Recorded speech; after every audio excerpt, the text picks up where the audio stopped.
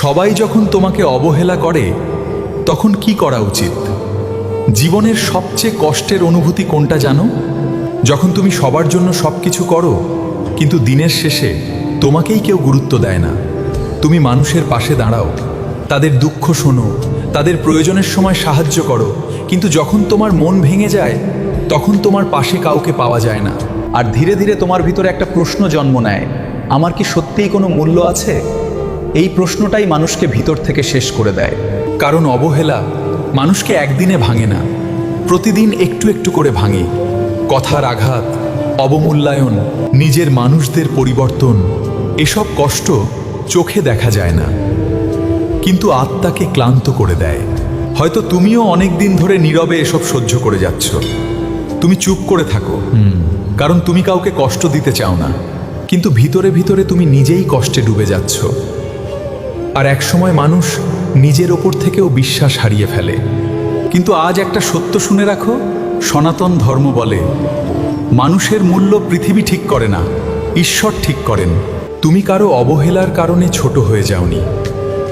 সূর্যকে কেউ অপছন্দ করলেই যেমন সূর্যের আলো কমে যায় না, ঠিক তেমনি কেউ তোমাকে মূল্য না দিলেও তোমার মূল্য কমে যায় না।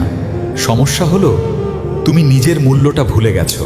তুমি বারবার এমন মানুষের কাছে ভালোবাসা খুঁজেছ যারা নিজেরাই ভিতর থেকে শূন্য।